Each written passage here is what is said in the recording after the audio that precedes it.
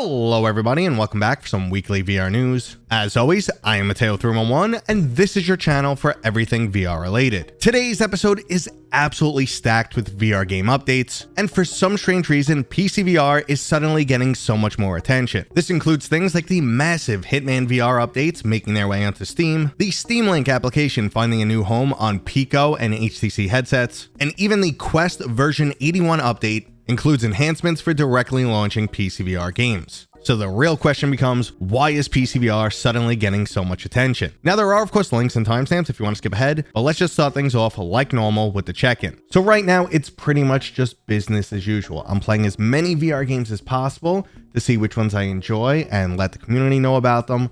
But if I fail to cover something that you want to see, just let me know down in the description. If enough people are asking for it, I will definitely cover the game. That goes for anything, hardware, games, you name it, just let me know down in the description. Now, additionally, I'm working on our upcoming title as much as possible. I really don't want to let you guys down. So any free moment I have, I'm just trying to contribute to our upcoming game in any way, shape, or form, but that's coming along nicely. Can't wait to give you more updates. We're doing like once a month devlogs, so you guys will see more soon. And additionally, game night has been going great. So if you haven't joined the Discord, we dropped some game keys. We've done Dungeons of Eternity twice now. We did a little bit of Zix, and I'm hoping to jump into Titan Isles with you guys this Tuesday. So again, join the Discord, read the rules, and that's basically all you need to do to contribute and possibly win some free keys. But let's move into this week's new releases, starting with the mixed reality experience, Laser Matrix. Laser Matrix plans to bring a puzzle/reflex drill into mixed reality. Here you'll have to navigate through laser grids, moving obstacles, plus a series of additional challenges as you race for the quickest time. Now this sort of reminds me of those arcade locations where you have the lights on the floor that are green you have to hit and the red ones you need to avoid, and you're basically running around. It feels like it's going to play similar to something like that, so I'm definitely excited for it. Experiences like this are a fantastic way to show off both mixed reality and the Meta Quest headset, but if you're looking for a little bit more of a game, we have Super RC. Prepare to dive into the ultimate remote control car racing simulator. There's a full single player career mode with hours of different races, up to 8-player online races, a custom track creator where the fun never ends, and you could turn your entire room into one giant racing course, and that option also works in mixed reality, which from personal experience is really fun. Previously, I've tried other mixed reality racing games that let you build a track around your room, and it's just really cool to have like cars jumping over your couch and stuff like that. It's a lot of fun. I highly recommend you try it out.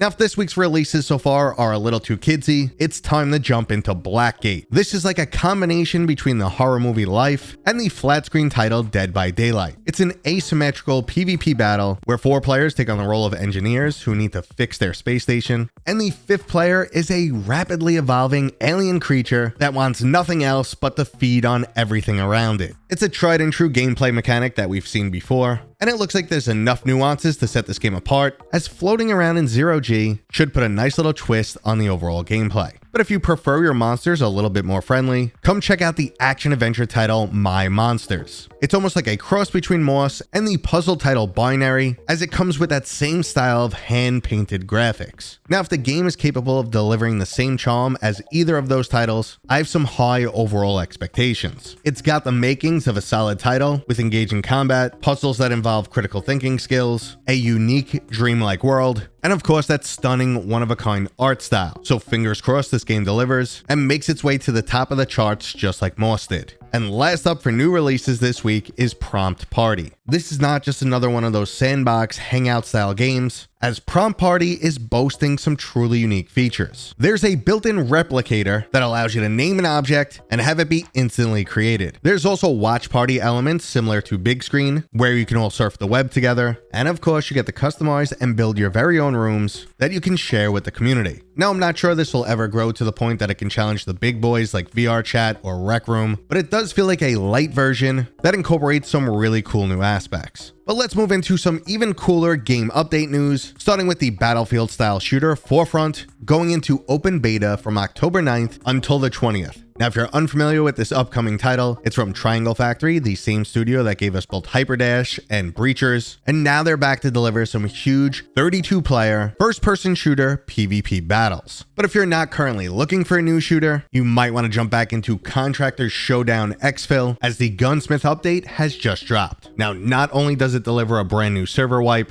but there's huge updates like 600 new weapon attachments, a brand new map, 9 new weapons, 2 new quest lines, an upgraded anti-cheat system, plus a slew of other quality of life and graphical improvements. Now, I personally don't remember the last time I jumped into ExFil, so maybe we could put this on the rotation for game night. So if you're interested, I'd love to have someone experienced come help carry me through this latest update. And speaking of awesome updates, Hitman World of Assassination for PCVR just got that sweet PlayStation VR 2 update. So it looks like IO Interactive can continue their redemption tour, as now both PlayStation VR 2 owners and PCVR owners have a very solid version of Hitman VR. So everyone now has that original 22 mission campaign, dual wielding support, room scale locomotion, and physical items in the world that you can interact with. I checked out the PlayStation VR 2 build a while back, and while it didn't feel like a perfectly built from the ground up VR game, it was still undeniably fantastic. I had low expectations, but kept my fingers crossed that PCVR players would eventually get these updates, but they gave us even more, as the game's freelancer mode and optional DLCs are now both fully supported on the PlayStation VR 2 and PCVR.